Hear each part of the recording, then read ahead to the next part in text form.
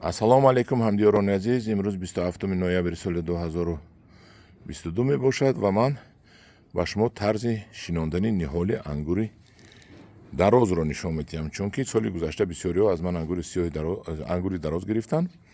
2 сола 3 солаша баъд як қисмашон гуфтанд ки хушк шуд. барои чӣ хушк шуд ман ҳозир мегӯям ва чӣ тавр шинонем ки хушк нашавад. Мана ин ниҳоли ангур аст. ниҳоли ангурро бинед чӣ қадар баланд аст ки то чойлоб мерасад ва тагаш мана ин реша ҳаст. Ин ангуре ки ман атвотка гӯрондагӣ будам, хел реша гирифтан ва ҳамин ангури навъи маникюрфингер яъне президенти аст ва ҳамин ангурҳоро ман ба фурӯш монда истодам. ана ҳамин хелин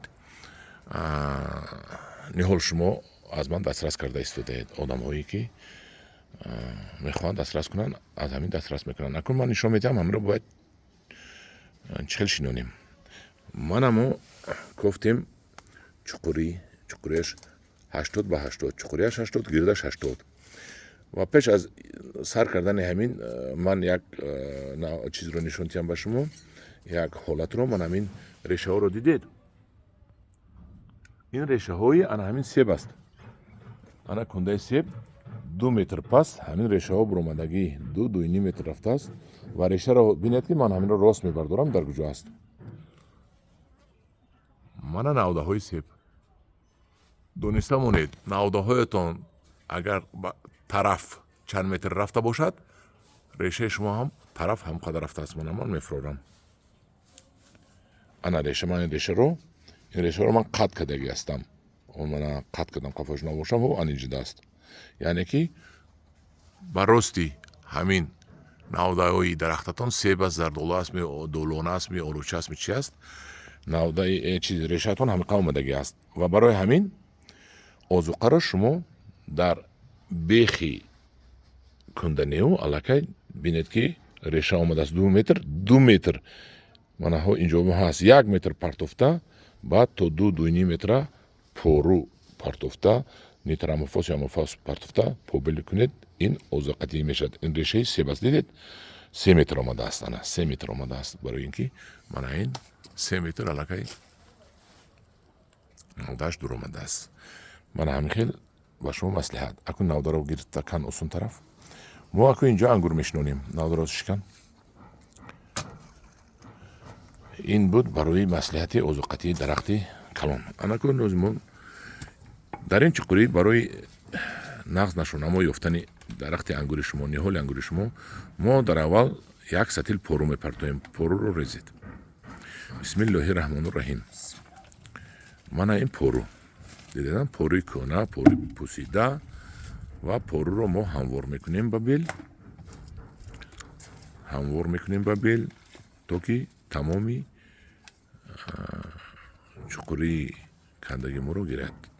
баъд аз ин мо вақте ки ҳамин чуқуриро кандем, як хоки бели рӯяшро ин тараф гирифтем, баъди якум бел хоки тагашро ин тараф гирифтем ва бинед ки чӣ қадар фарқ дорад. Инаш ҳарчанд сиёҳ ҳам боша сафедтар аст назар ба ин сиёҳтар аст. Дидед? яъне ки ин хоки рӯи замин ва серҳосилтар аст. аз ҳамин хоки рӯи замин мо боз як 15-20 сантиметр дар болои ин пору мепартоем. ана аз ҳамин майда кун вайбад.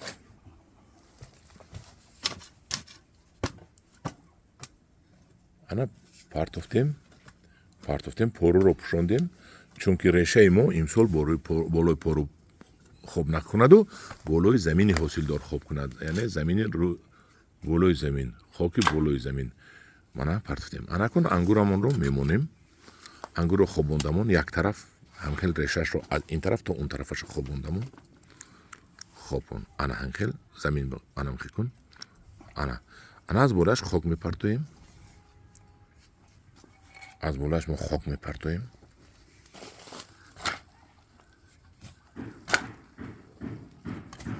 боз хоки ҳамон болои заминамонро, чунки хоки болои замин ин хоки ҳосилдор аст, партофтем. ана ин хел ана партофтем мо бо як 20 сантиметр дига. Акнун мо сум мезанем инро. Сум мезанем инро бо поямон ки ҳаво намонад, ҳаво бирояд.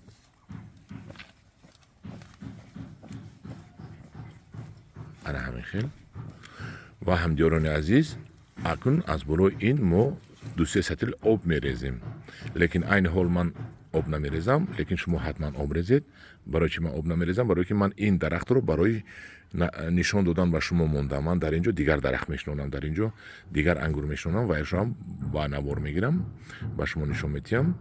Ангури майда ва ин ангури калонро мо имсол набояд бардошта ани хел бандем, чунки аз қисми поён аз сабаби ки мо ангурро ҳамин сол шинондем, решаҳои вақт қувват намекунад обро кашида ба боло тиҳад, ба ин тараф тиҳад. аз ҳамин сабаб мо инро ба замин мехобонем ки анам хел хобонда мемонем ки анам хел хобонда мемонем ки то моҳи мая охираш решаро мо сер об мекунем доим ки ҳамин обро ба ҳазур зур нозода ва ҳамин навда роӣ кунад, қабидаисто ва ҳамин навда роӣ кунад ки ин навда аз ин ҷами ё аз нукаш барг мекунад то моҳҳои май охираш ва баъд шумо ба ҳазур инро дидед ки гирифту барг кард, ба ҳазур бардошта рост мекунед, баъд ба чӯлабатон мебандед. ана ин буд дарси имрӯзаи мо ҳамдиёрони азиз. гурӯҳи ангур ва боғ обуна шавед. Бисёр дарсҳо мегузарем. Рафиқотонро даъват кунед, илтимос илова кунед.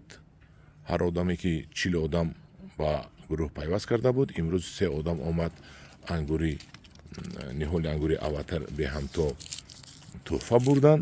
шумо ҳам илова кунед одаморо, биед аз ман тӯҳфа гиред. ана ин буд тарзи шинондани ангури дарози калон. ҳатман падилитса кунед, ё рафиқои шумо бинанд ки чӣ тавр дарахтро шинондан дар кор. дар паноҳи худо бошед, бо гурӯҳи ангур ва боғ бошед.